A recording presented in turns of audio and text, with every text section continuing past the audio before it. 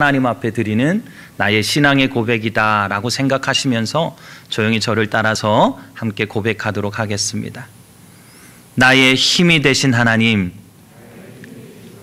나의 힘이 되신 하나님, 나의 힘이 되신 하나님, 내가 주님을 사랑합니다. 내가 주님을 사랑합니다. 내가 주님을 사랑합니다. 아멘. 눈을 뜨시고 손을 내리시고, 우리 눈빛으로만 서로 이렇게 눈빛으로 좀 앞뒤로 이렇게 인사를 좀 한번 나누시죠. 네.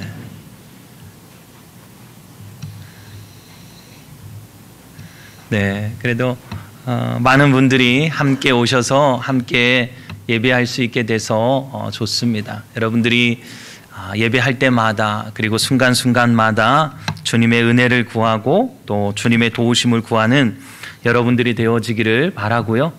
어렵고 이 힘든 시간에 더욱더 하나님을 향한 갈망과 열망들이 여러분 안에 다시 회복되어지는 은혜가 있기를 예수 그리스도의 이름으로 축원합니다.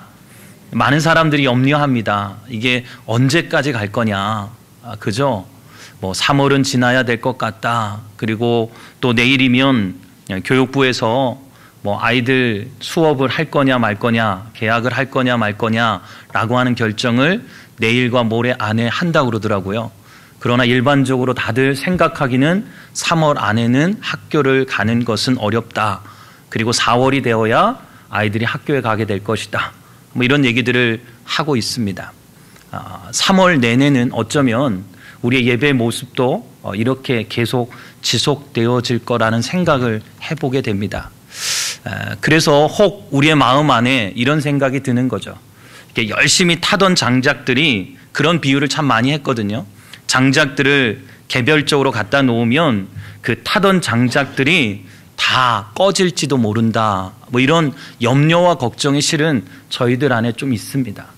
우리 성도님들이 열심히 있었고 우리 성도님들이 하나님을 향한 열정이 있었는데 그것이 개인의 삶의 모습으로 돌아가서 혹시 그 열심과 그 열정들이 식어버리면 어떻게 하나라고 하는 걱정이 하나 있습니다. 그리고 또 한 가지 기대는 이 기회를 통해서 우리 모든 믿음의 성도들이 함께 모여 예배하는 것이 너무나 좋은 거구나. 그리고 하나님 앞에 마음껏 우리의 입술을 열어 찬양할 수 있다는 것, 주님의 이름을 부를 수 있다는 것이 얼마나 소중한 것인지를 깊이 깨닫는 시간이 되어서 정말 이제는 이런 문제들이 다 사라졌을 때 우리 모든 성도들이 모여서 예배할 때는 그냥 설교가 어떻든 음악의 음이 틀리든 이런 것과 전혀 상관없이 우리가 하나님 앞에 예배할 수 있다라고 하는 이것 하나만으로도 감사하고 기뻐하고 즐거워하며 하나님 앞에 예배드릴 수 있지 않을까라고 하는 또 다른 기대가 저에게 있습니다. 저는 우리 모든 믿음의 성도들 안에 후자의 기대처럼 우리 안에 이 위기와 이 어려움이 끝난 이후에 정말로 이 한국 땅의 모든 교회 예배당마다 하나님을 향한 예배의 회복이, 그리고 하나님을 향한 간절한 마음들이 불일 듯 일어나서 참으로 한국 이 땅에 제2의 부흥의 역사 일어나는 놀라운 역사가 있을 것을 기대하고 기도하고 있습니다.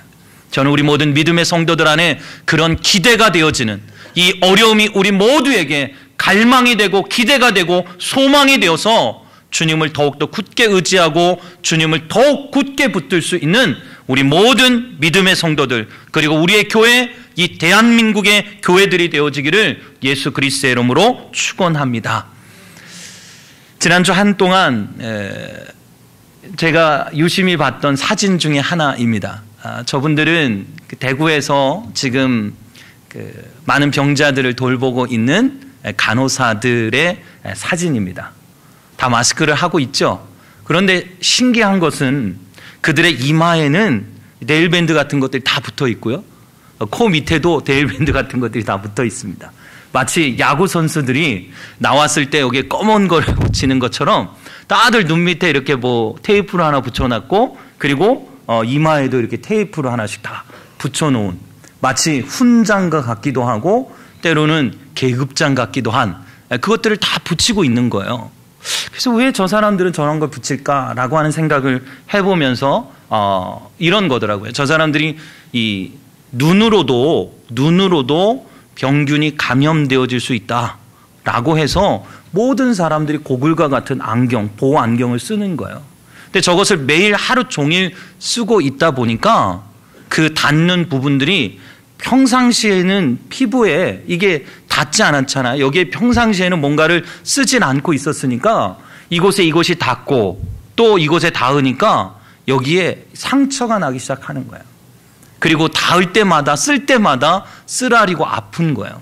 그래서 저 사람들이 항상 이마에다가 저런 테이프를 붙이고 그리고 또 눈 밑에다가도 테이프를 붙이고 그렇게 생활을 한다는 것입니다. 마치 영광의 상처, 영광의 계급장과 같이 저들의 저 모습을 보면서 참 많이 도전을 받기도 하고 또 많은 은혜를 받기도 하고 또 많은 생각을 하게 해주고 있는 사진들이었습니다. 저들이 있기에, 저들의 수고가 있기에, 저들의 헌신이 있기에 어쩌면 대구에 일어나고 있는 이 사태들이 잘 마무리되어져 가고 있는 것은 아닌지라는 생각을 하면서 고맙고 감사한 마음을 갖게 되었습니다. 저는 여러분 모두에게도 오늘도 열심히 그 현장에서 수고하고 열심을 다하는 그들에게 감사하고 또 그들을 위해 늘 기도하고 또 격려를 아끼지 않는 우리 모든 믿음의 성도들이 되어지기를 예수 그리스도의 이름으로 축원합니다. 그들이 우리에게 위로가 됐죠. 또 여러분 예배를 드릴 때마다 우리 너무 분위기가 이렇게 가라앉는 것 같아서 제가 그래도 요즘 우리에게 위로가 되어지는 것은 또 하나 있다 이런 생각이 들었습니다. 여러분 요즘은 TV를 틀면 트는 곳마다 트롯 나오는 곳이 타요. KBS에서도 MBC에서도 SBS에서도 TV조선에서도 모든 방송에서 거의 트로트가 거의 판을 치고 있습니다. 지난주 중에 미스터 트롯이라고 하는 프로그램을 했는데 35%라고 하는 요즘 들어서 35%라고 하는 방송 그 퍼센티지가 나오는 것은 너무나 드물고 신기한 일입니다. 그런데 무려 35%. 당연히 임영웅이라고 하는 사람이 1등을 했다라고 하는 소식을 들었지만 이번 경연에서는 이찬원이라고 하는 친구가 더 잘했다 뭐 이런 얘기들을 하더라고요. 왜 사람들이 저 트롯이라고 하는 것에 매료되어질까라는 생각을 해보게 되는 것이죠. 어쩌면 사람들에게 기쁨이 사라지고 뭔가 이 어려운 시기에 위로를 받을 수 있는 곳이 하나도 없는 거죠. 어쩌면 트롯이라고 하는 곳에 그저 우리의 마음을 주고 약간 기대서 뭔가 우리의 우울함들을 극복해 보려고 하고 또한 그곳에서 뭔가 작은 즐거움을 찾으려고 하는 우리 마음의 몸부림이 아닐까라는 생각을 해보게 됩니다. 여러분들도 아마 이 노래들을 통해서 작은 위로들을 받지 않으셨을까라는 생각을 해보게 됩니다. 또한 요즘 길거리를 다니면서 이게 봄이 오긴 왔는데 전혀 봄이라고 하는 것을 느끼지 못하고 살아가는 것 같습니다. 여전히 우리의 마음은 겨울인 것 같습니다. 그런데요, 여러분 길거리를 다니다 보니까 산수유가 벌써 이미 노랗게 피었습니다. 수양버들은 이제 약간 연두색 물기를 머물고 이제 휘날리고 있습니다. 봄이 오더라고요. 봄이 오고 있습니다. 아니 이미 봄이 와 있습니다. 근데 우리의 마음이 이러다 보니 봄을 전혀 느끼지 못하고 그냥 방에서 그냥 사무실 안에서 누구도 만나지 못하고 우리가 생활하고 있습니다. 그러면서 제 안에 우리 모든 믿음의 성도들이 이때에 정말 가져야 될 가장 중요한 마음의 자세가 있는데 그건 뭘까라고 하는 생각을 해보니까 이런 고백이었습니다. 주님, 이 땅을 치유하여 주옵소서. 하나님, 이 땅을 회복시켜 주옵소서. 새봄, 새 희망을 우리 모두에게 주옵소서. 그리고 시편 46편 1절의 말씀이 하나님은 우리의 피난처시요 힘이시니 환난 중에 만날 큰 도움이시라. 저는 이 두 번째 줄에 나와 있는 환난 중에 만날 큰 도움이시다 라고 하는 이 말씀이 우리 모든 믿음의 성도들에게 정말로 이 시기에, 이 고난의 때에, 이 어려움의 때에 큰 도움이 되시는 여호와 하나님을 깊이 맛보고 경험할 수 있는 믿음의 성도들이 되어지기를 원합니다. 우리의 큰 도움이 되시는 하나님, 우리가 경험하고 또 체험할 수 있는 시기입니다. 피난처가 되시고 힘이 되시는 주님을 경험하고 체험하는 시간이 되어지기를 원합니다. 많은 사람들이 이벤트를 하고 또 작은 회사를 운영하던 많은 사람들이 파산 신고를 하고 있다고 그래요.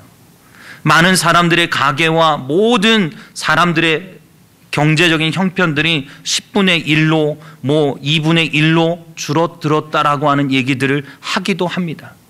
우리의 삶의 형편이 점점 어렵고 힘든 시기를 우리가 경험하고 있습니다. 그래서 많은 사람들을 만날 때마다 피곤하다, 지쳤다, 절망적이다 라는 얘기들을 참 많이 하고 있습니다. 그리고 어떻게 해야 될지 모르겠다. 그리고 이 시간들이 오래 가고 있으니까 우리들 스스로가 점점 지친다. 그리고 어떻게 해야 될지 모르겠다라고 하는 이야기들을 참 많이 하게 됩니다. 여러분 모두가 이 어려움에 피곤하고 지치고 절망의 순간을 지나고 있을 때에 저는 우리 모든 믿음의 성도들이 다시 한번 우리 여호와 하나님을 고백하고 그 주님 안에서 피난처가 되시고 힘이 되시고 도움이 되시는 그 주님, 그 주님으로 인하여 우리 모든 믿음의 성도들이 절대 흔들리지 않는 신앙과 믿음의 길을 걸어갈 수 있게 되어지기를 원합니다. 시편 46편 2절과 3절을 보십시오. 그러므로 땅이 변하든지 산이 흔들려 바다 가운데 빠지든지 바닷물이 솟아나고 뛰놀든지 그것이 넘침으로 산이 흔들릴지라도 우리는 두려워하지 아니하리로다 라고 말합니다. 흔들릴지라도 나는 두려워하지 않는다. 왜냐? 여호와 하나님이 나의 피난처고 힘이고 나의 도움이시기 때문에. 여러분 흔들리고 있는 이때에 우리들이 다시 붙들어야 될, 우리가 다시 회복해야 될 것이 있다면 그것은 신앙이요 기도요 주님 간절히 사모하는 것임을 믿으시고 우리 모든 믿음의 성도들이 예수 그리스도의 은혜 안에서 지금을 슬기롭게 극복해낼 수 있는 우리 모든 믿음의 지체들이 되어지기를 예수 그리스도의 이름으로 축원합니다. 여러분의 인생을 살아가면서 다들 자기들 나름대로의 인생의 좌우명이 있을 것입니다. 여러분 에디슨은 실패는 성공의 어머니다 라고 하는 좌우명을 가지고 있었습니다. 여러분 좌우명이라고 하는 것은 이런 거예요. 늘 옆에 갖추어 두고 가르침으로 삼는 말이나 문구, 이걸 우리는 좌우명이라고 부릅니다. 혹 이런 좌우명도 있더라고요. 실패한 사실이 부끄러운 것이 아니라 도전하지 못한 비겁함이 더 부끄럽다. 예전에도 소개해 드린 것처럼 경주 최부잣집, 이 집의 좌우명은 사방 백리 안에 굶어 죽는 사람이 없게 하라. 이게 좌우명이었다고 해요. 그리고 백산상의 최준 창업주는 흉년의 땅을 사지 않는다라고 하는 것을 사업의 좌우명으로 여길 만큼 그들이 그런 인생과 삶을 살아냈다는 것입니다. 손자병법에 보면 내가 불가능은 없다라고 하는 얘기도 하는 것처럼 여러분의 인생과 삶을 살아가면서 다 자신의 인생과 삶을 결정지어지고 늘 그 좌우명을 통해서 힘을 얻고 위로를 받는다는 것이죠. 어떤 좌우명에는 이런 말도 있더라고요. 여자 말을 잘 듣자, 이런 좌우명. 여러분 여자 말을 잘 듣는 여러분들이 되기를 바랍니다. 이런 좌우명도 있는 거죠. 여러분 또한 좌우명도 있지만 회사를 운영하는 회사들마다 사훈이 있습니다. 사훈. 어느 치킨집 사훈인데요. 이 집 사훈은 재밌는 사훈이 이런 거예요. 사장이 보고 있다. 사훈이 사장이 보고 있다요. 여러분들도 그렇게 하나 써놓으십시오. 목사님이 보고 있다. 이렇게. 이걸 조금 더 과장해서 표현하자면 하나님이 여러분을 보고 있다. 이렇게 써놓는 거죠. 또 어느 아디다스 사훈은 불가능한 것은 없다. 미스터 피자는 신발을 정리하자. 여러분 미스터 피자의 좌우명이 신발을 정리하자래요. 여러분 신기하지 않나요? 신발을 정리하자. 무슨 신발을 왜 정리해? 그래서 살펴보니까 이런 거예요. 미스터 피자를 주문을 해서 시키면 그 집에 가서 계산할 동안 신발을 정리해 놓고 나오자. 이러면 또 우리의 피자를 시키지 않겠느냐. 그래서 신발을 정리하자. 이게 그 미스터 피자의 사훈이라는 것입니다. 유니레버 코리아의 사훈은 뭐냐? 우리가 곧 성공이다. 저는 이게 되게 멋있더라고요. 우리가 곧 성공이다. 그리고 구글이라고 하는 이 회사의 사훈은 뭐냐? 사악해지지 말자. 그리고 구글이라고 하는 회사에서 지회사를 만들었는데 구글 알파벳이라고 하는 이 사훈은 뭐냐? 옳은 일을 하자. 이런 사훈을 갖고 있더라고요. 회사마다 인생을 살아가는 개인마다 다들 좌우명이 있고 그리고 또한 사훈이 있습니다. 여러분은 여러분의 인생을 살아가는데 여러분의 인생의 좌우명은 뭡니까? 이게 매우 중요합니다. 그가 갖고 있는 좌우명, 그가 가지고 있는 마음의 분명한 고백, 사훈, 이것들이 매우 중요하죠. 그러면 여러분들이 가지고 있는 사훈, 여러분이 가지고 있는 좌우명은 뭡니까? 오늘은 여러분들에게 여러분의 인생과 삶을 살아가는 여러분에게 분명하게 여러분들이 가져야 될 좌우명을 2개 소개하려고 합니다. 성경에 보니까 여러분 하나님께서 성막을 짓게 하셨습니다. 그것은 모세 오경에 민수기, 신명기, 레위기에 나와 있는 것처럼 출애굽기에 나와 있는 것처럼 성막을 어떻게 지어라 라고 하는 성막 지음에 대한 이야기가 나와 있습니다. 그리고 난 다음에 다윗이 하나님 앞에 그리고 나단 앞에 가서 얘기하죠. 내가 이렇게 좋은 백향목 집에 살고 있는데 어떻게 하나님이 저런 천막 따기에 거기에 살 수 있겠느냐. 내가 하나님을 위해 성막을 거기 말고 백향목으로 멋진 성전을 짓고 싶다. 그렇게 해서 성전을 짓게 됩니다. 제일 먼저 지은 성전은 우리가 잘 알고 있는 것처럼 솔로몬 성전. 그 다음에 무너지고 세워졌던 성전이 수룹바벨 성전. 그리고 그것이 무너지고 다시 세워진 것이 헤롯 성전. 이렇게 되어 있습니다. 요즘 여러분 가끔 뉴스를 보면 유대인들이 다시 제3의 성전을 짓겠다라고 얘기하고 있습니다. 여러분 왜 유대인들은 이렇게 검은 옷을 입고 다니는가? 이 사람들은 이렇게 생각합니다. 성전이 무너지고 난 이후에는 제사를 지낼 수 없기 때문에 그들은 늘 죄인인 것으로 생각하고 살아간다는 거예요. 여러분 그들의 생각으로 생각해 보십시오. 그들은 제사를 드릴 수가 없습니다. 제사를 드릴 수 없기 때문에 자기 스스로는 평생 죄인으로 살아갈 수밖에 없다는 거예요. 그래서 그들은 늘 검은색 옷을 입고 다니는 거예요. 괜히 검은색 옷을 입고 다니는 게 아니라. 그래서 그들은 지금도 다시 성전을 지어야 되겠다라고 하는 놀라운 계획들을 갖고 있고 이미 모든 것들을 다 준비해 놓았다는 거예요. 언제든지 짓자! 그러면 지을 준비를 다 해놨다는 거예요. 지금 그런 일들이 진행되어지고 있습니다. 그런데 성경은 우리들에게 뭐라고 얘기하냐면 성막이 지어지고 다시 성전이 지어졌을 때 그 위치와 그 방식은 똑같아졌습니다. 다만 천막이었던 것이 백향목, 벽돌, 아주 아름다운 치장, 위치와 모든 것들은 다 동일하게 변화되어져 왔습니다. 그런데 성막을 짓고 성전을 지으면서 바뀌어진 것이 특별히 한 가지 있었습니다. 그것은 뭐냐? 성막과 성전의 차이는 성전 앞에는 2개의 기둥을 세웠다는 것입니다. 여러분 기둥 그러면 이런 건물의 기둥의 역할은 뭘까요?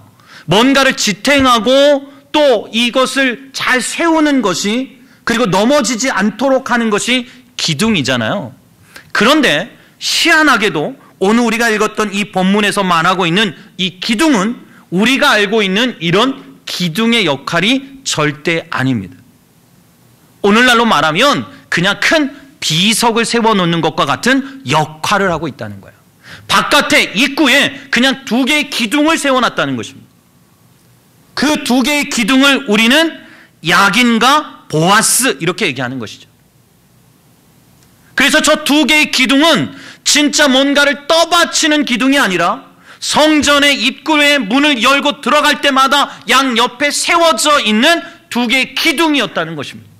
그런데 하나는 야긴이요 하나는 보아스다라고 하는 이 2개의 기둥, 그리고 그것을 읽으면서 그들은 성전 안으로 들어갔다는 것이죠. 다시 바꿔 말하면 성전 앞에 써 있던 야긴과 보아스는 성전에 예배를 드리는, 제사를 드리는 사람들이 날마다 들어가며 나오며 그들이 하나님 앞에 드렸던 자신들의 인생과 삶의 좌우명이요 신앙의 고백과 같은 역할을 했던 것이 바로 야긴과 보아스라고 하는 것이었다는 것입니다. 여러분, 성전은 그러면 여러분 어디에 세워졌을까요?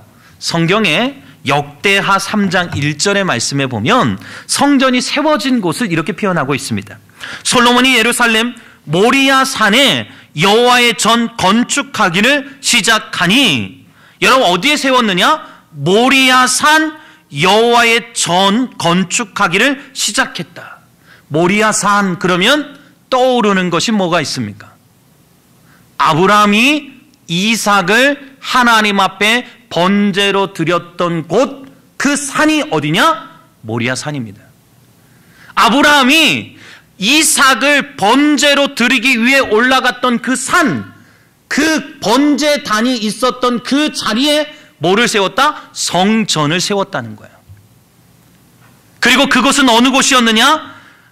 여부스 사람 오르난의 타작마당에 그 성전이 세워졌다는 것입니다.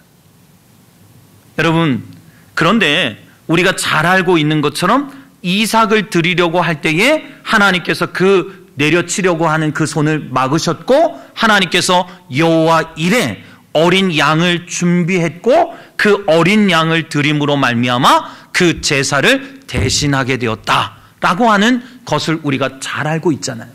그 때에 그 죽은 아들을 대신하여 죽은 그가, 그 양이 우리는 예수 그리스도를 예표하고 있다라고 하는 사실을 잘 기억하고 있습니다. 이와 같이 성전은 이삭을 바쳤던 모리아산, 그리고 여부스 사람 오르난 타작마당, 이 타작마당에서 제사를 드릴 때에 그들이 전염병으로 수없이 많은 사람들이 죽고 있을 그때에 이 오르난의 타작마당에서 하나님 앞에 제사를 드림으로 말미암아 그곳에 있었던 전염병들이 멈추어지고 하나님께서 들었던 칼집, 이 재앙의 칼집을 다시 칼집에 꽂으셨다라고 표현하고 있는 것처럼 이 오르난 타작마당은 하나님께서 자신의 뜻을 돌이키셨던 장소, 그것이 바로 성전이라는 것입니다. 그런데 이 성전이라고 하는 것, 그러면 이 성전을 세우기 위해 그곳에 2가지의 큰 기둥이 있었고 그 기둥을 세우는 역할을 누가 했느냐? 성경에 보니까 그 사람이 누구라고 기록하고 있냐면 하란이라고 기록하고 있습니다. 여러분, 하란이라고 하는 사람이 오늘 성경의 본문에 나와 있는 것처럼 이 히람이라고 하는 사람이 성전의 기둥을 짓게 되어지는데, 이 사람은 어디 사람이냐? 두로 사람이다. 그리고 납달리 지파 과부의 아들이고 아버지는 두로 사람이요 도세 대장장이다, 이렇게 표현하고 있습니다. 이 사람이 이제 이 두로라고 하는 곳에서 와서 솔로몬 왕궁에서 이제 성전의 2 기둥을 짓게 되어지는데, 그 성전의 2 기둥은 야긴과 보아스라고 하는 2 기둥이었다는 것입니다. 그런데 이 야긴이라고 하는 뜻과 보아스라고 하는 이 뜻은 도대체 뭐냐? 성경은 이렇게 말하고 있죠. 여러분, 기둥이 두 가지가 있었는데 하나는 야긴이고 하나는 보아스인데, 여러분 저를 따라서 하겠습니다. 그가 세우실 것이다. 여러분, 야긴이라고 하는 기둥이 있었는데 이 기둥의 뜻은 뭐냐면 그가 하나님께서 세우실 것이다 라고 하는 뜻을 갖고 있고요. 반대로 왼쪽에 기둥이 있었는데 이 보아스라고 하는 이 보아스는 하나님 안에 능력이 있습니다 라고 하는 뜻을 갖고 있습니다. 그러니까 그들은 그 성전 안에 제사를 드리러 들어갈 때마다 두 가지의 고백을 했는데, 하나는 하나님께서 세우신다, 하나님께 능력이 있다 라고 하는 이 분명한 신앙의 고백을 가지고 하나님의 전에 들어가서 하나님 앞에 제사를 드렸다는 것입니다. 그런데 그러면 이것이 오늘날 나와 무슨 상관이 있느냐라고 하는 질문이 우리에게 있죠. 여러분, 성전이라고 하는 것은 그럼 도대체 뭘까? 성경에서는요, 나단 선지자를 통해서 이렇게 말씀하셨습니다. 뭐라고 말씀하셨냐면 사무엘하 7장 11절 말씀에 보면 이렇게 말씀하셨어요. 성전을 짓고자 하는 다윗에게 하나님께서 그 이야기를 듣고 난 다음에 나단 선지자에게 하나님께서 이렇게 말씀하십니다. 사무엘하 7장 11절 말씀인데, 전에 내가 사사에게 명령하여 내 백성 이스라엘을 다스리던 때와 같이 갖지 아니하게 하고 너를 모든 원수에서 벗어나 편히 쉬게 하리라. 여호와가 또 내게 이르노니 여호와가 너를 위하여 집을 짓고. 이 본문에서 여러분 두 가지를 잘 기억하셔야 됩니다. 하나는 내가 여호와를 위해서 전을 짓겠습니다 라고 다윗이 이야기했는데, 하나님께서는 이 다윗에게 그리고 나단 선지자에게 뭐라고 얘기하셨냐면 여호와가 너를 위하여 집을 짓고 이렇게 표현했습니다. 여러분, 다윗은 내가 하나님을 위해 집을 짓겠습니다 라고 얘기했는데, 그 얘기를 들은 하나님께서는 뭐라고 말씀하셨다고요? 네가 무슨 내 집을 져? 내가 너를 위해 집을 져줄 거야. 그리고 나서 말씀하고 있는 것이 뭐예요? 벗어나 편히 쉬게 하리라 라고 말씀하셨습니다. 하나님이 성전을 지어주시겠다는 거예요. 그리고 내가 너를 쉬게 하겠다라고 하시는 거예요. 성경에 쉬게 하리라 라고 하는 이 단어는 3번밖에 기록하지 않습니다.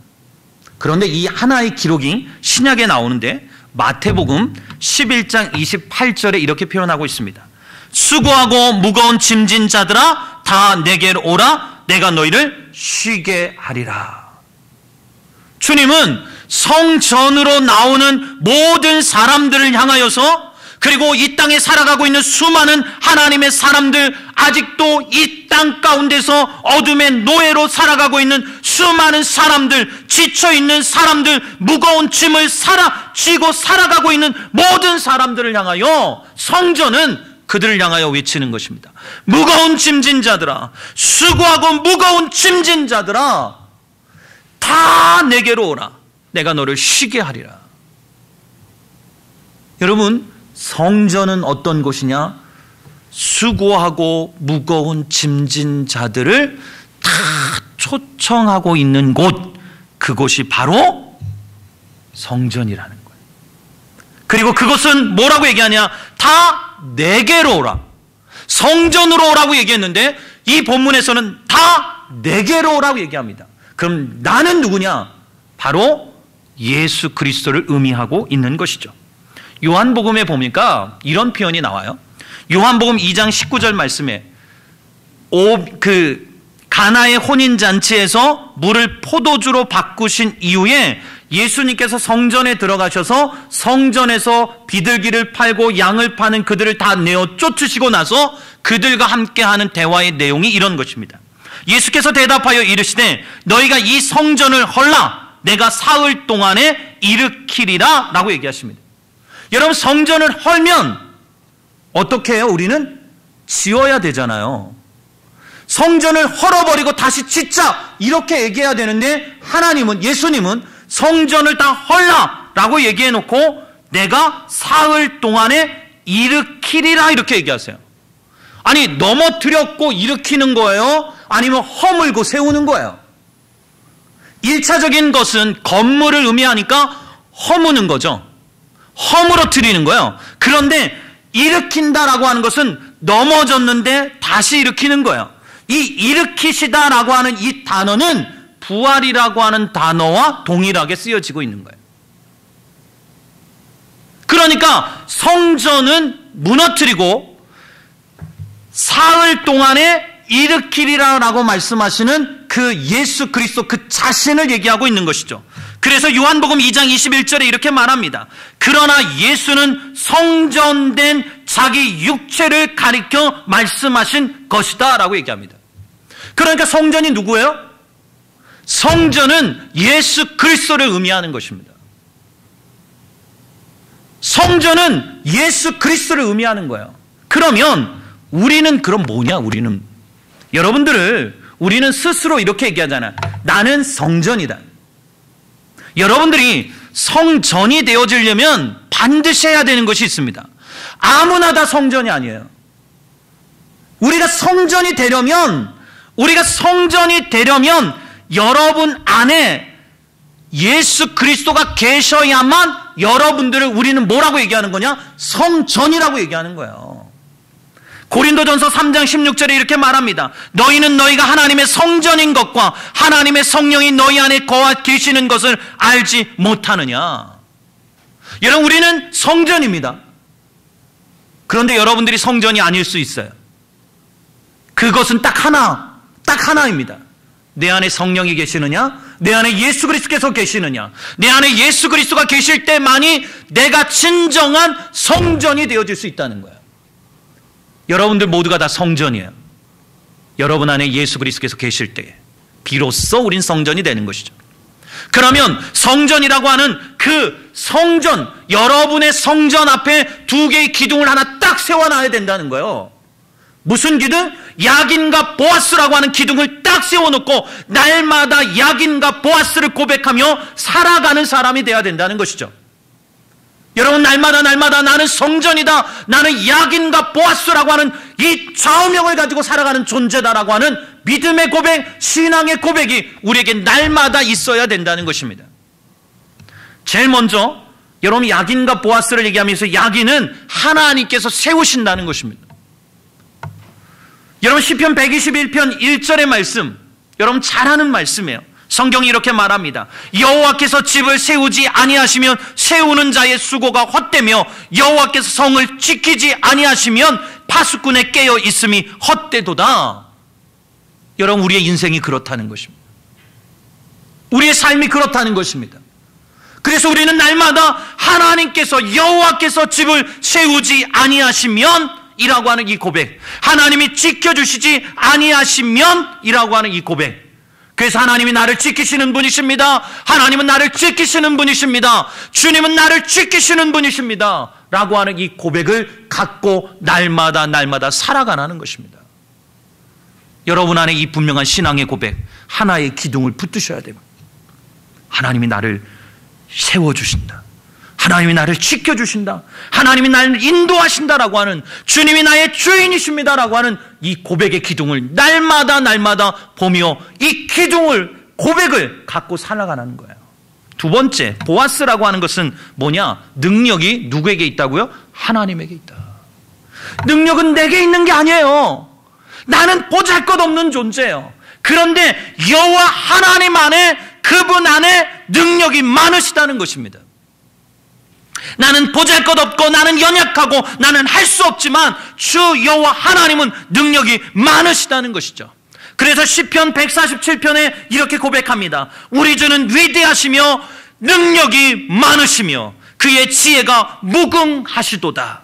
시편 89편에도 주의 팔에 능력이 있사오며 주의 손은 강하고 주의 오른손은 높이 들으리우셨나이다 라고 얘기합니다. 그래서 우리들도 날마다 고백해야 되겠죠. 우리의 주는 위대하십니다. 주님은 능력이 많으십니다. 주님은 지혜가 무궁하십니다. 이것이 우리 모든 신앙의 고백이고 우리의 믿음의 고백이고 우리가 하나님 앞에 드리는 우리의 진실한 고백인 것입니다. 그래서 우리는 하나님 앞에 찬양하고 고백할 때 이런 고백을 하잖아요. 생명 주께 있네, 능력 주께 있네, 소망 주께 있네. 이게 우리의 고백 아니겠습니까? 여러분의 인생과 생명, 여러분의 능력, 여러분의 소망, 이 모든 것이 어디에 있느냐? 주께 있다는 것입니다. 여러분, 이것이 성전된 우리가 하나님 앞에 날마다 드려야 될 우리의 신앙의 고백이라는 것입니다. 그러기에 우리는 우리의 능력이 되시고 우리를 지켜주시고 우리를 세워주시는 그 여호와 하나님 앞에 무거운 짐진 자들아 다 내게로 오라. 그 주님의 부르심 앞에 그 주님의 전을 향하여 나갈 때마다 주님이 나의 집을 채우시는 분이시오, 주님에게는 능력이 있으시고 그리고 위대하시고 지혜가 무궁하십니다라고 하는 이 고백을 가지고 성전 안으로 들어갈 때에 주님은 우리의 인생과 우리의 삶을 향하여 내가 너를 쉬게 하리라. 주님의 안식, 회복, 치유, 역사가 그 안에서 일어난다는 것입니다. 오늘 우리 모두가 주님의 전을 향하여 나갈 때마다 주님이 내 인생과 내 삶의 주인이십니다. 주님에게는 능력이 있으십니다. 이 분명한 신앙의 고백을 날마다 드리며 진정한 성전으로서의 삶을 살아낼 수 있는 우리 모든 믿음의 성도들이 되어지기를 예수 그리스도의 이름으로 축원합니다. 기도하겠습니다. 사랑의 하나님, 우리 모든 믿음의 성도들이 성전되어짐을 내 안에 예수 그리스도가 계심으로 말미암아 우리가 성전되었음을 믿습니다. 우리의 인생, 우리의 삶에 두 개의 기둥을 세우기를 원합니다. 주님이 세워주시지 아니하면, 주님이 세우시지 아니하시면 세우는 자의 수고가 헛되고 여호와께서 성을 지키시지 아니하시면 파수꾼의 깨어 있음이 헛됨같이 주님 우리를 세워주시고 우리를 지켜주시고 우리를 보호해 주옵소서. 내 인생과 내 삶의 주인은 오직 여호와 하나님이심을 고백합니다. 또한 주님의 전을 들어가며 능력이 주께 있음을 믿습니다. 우리는 무겁고 힘든, 지친, 그러나 다 내게로 오라. 내가 너를 쉬게 하리라. 내가 너를 다시 일으켜 주리라. 내가 너를 다시 회복시켜 주리라 라고 말씀하시는 그 주님의 초대 앞에 믿음으로 성전에 들어갈 수 있는 우리 모든 믿음의 성도들 되어져서 그 안에서 안식을 누리고 그 안에서 회복되어지고 그 안에서 살아나는 놀라운 믿음의 성도들 되게 해 주옵소서. 우리를 사랑하신 예수 그리스도의 이름으로 기도드립니다. 아멘.